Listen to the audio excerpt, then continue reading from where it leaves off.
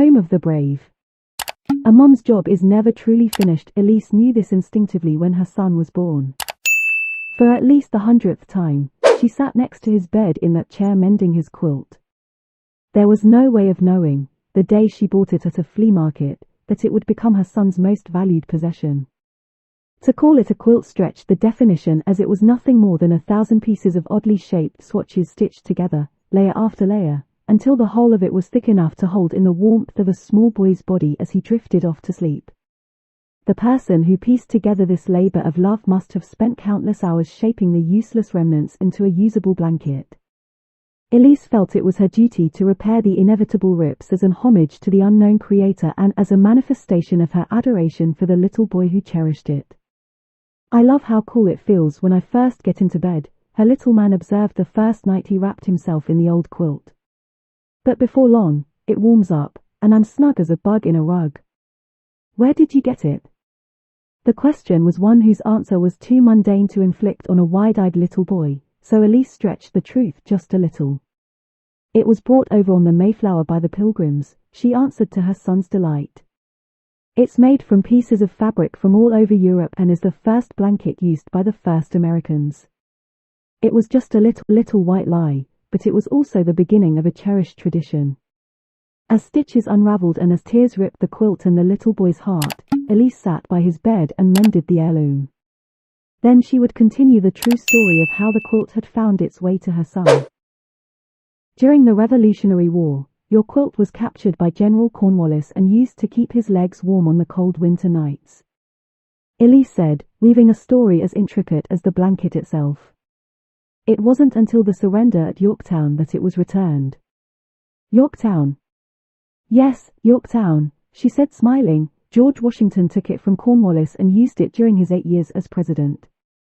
"You mean my blanket has been to the White House?" "Of course it has," Elise answered with a wink.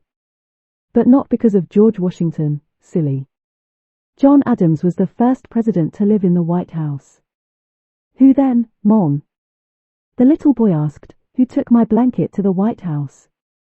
"That's a story for later," Elise replied, kissing her son on his forehead.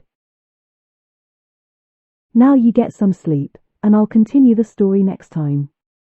Elise, unfortunately, had far too many opportunities to continue the blanket's tale as her son was given to debilitating headaches. At first, the doctors thought he was prone to systemic migraines, but the truth was much worse. Many nights, too many, the little boy would curl up in pain, his teeth clenched in a faux smile. The headaches were excruciating, only soothed by a cold washcloth, his mother's gentle voice, and the telling of the quilt's tale as he drifted off to sleep. There were also many a night where Elise would sit with her son as he slept, meticulously piecing back together the tears that threatened the blanket entirely, wishing there was a way she could also mend her son. The room would be completely quiet save for the sound of Elise's song. It was something she had done since she was his age. Inadvertently yet intentionally she would let the S slip through her lips, creating a tune just for him that would live for that moment, replaced the next time by one equally beautiful and equally unique. As it turns out, the first time the quilt made it to the White House was just after Abraham Lincoln was elected president, Elise said the next night, continuing the story from where they'd left off. The pain had become more frequent and more intense, requiring more chapters more often. The story's continuation, however, had the desired results, a distraction and a smile. "Abraham Lincoln, he used my quilt, too?" her son asked, too young to doubt his mother. "Of course he did," Elise responded, tickling her son just to hear him laugh. "It's a little-known fact, but Mount Rushmore was actually created to show all of the presidents who used your blanket." Elise always had a basin of cold water by her side whenever she sat with her son. Very early on she learned that the coolness of the cloth would help quiet the pain in his head. It was her greatest joy to moisten the cloth, keeping it cold throughout her story. The little boy's head still throbbed, but while his mom was telling the story she would gently wipe his forehead with the cold cloth, and it was almost as if he forgot the pain for a time. If all went well, he would fall asleep listening to the tale of his blanket, as sleep was becoming his only relief from the pain. "Did you know your blanket went to the moon?"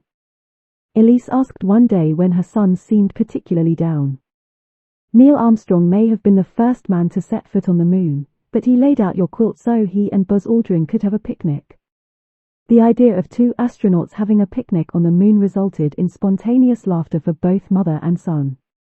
Is Buzz Lightyear named after Buzz Aldrin? He asked his mom, as both continued to laugh. As a matter of fact he was, Elise replied with a smile.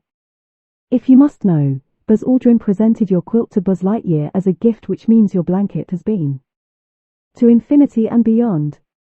Exactly, Elise confirmed as she refreshed his cloth and placed it back on his head. Day after day she would take her boy to doctors and then specialists and eventually to the hospital. Then, night after night, she would sit by his bed and tell the story of the quilt. Elise did everything she could to stretch out the story, and as each new adventure was passed from mother to son, so too was hope, in the only way she knew how. The night that she finished the story was, in so many ways, just like most of the other nights. Elise was home in her favorite chair next to her son's bed. Her breathing was labored and her voice unsteady. And then I stopped by a flea market on my way home from the store, and there it was, your beautiful, wonderful blanket. I knew you must have it, so I scooped it up, paid the nice woman, and brought it home to you. Tears filled Elise's eyes as she sewed the last stitch on the old quilt. Holding it up, she remembered the first time her son covered himself with the blanket. I love how cool it feels when I first get into bed. It's finally fixed. It's perfect. Elise said out loud, tears continuing to flow. I love how cool it feels, too. Summoning every bit of her strength, she lay the beloved blanket on the empty bed in front of her. Being a mom is a job that is never truly finished, at least she had hoped so. With nothing else left to do for her son, she sat back in the chair and silently sobbed.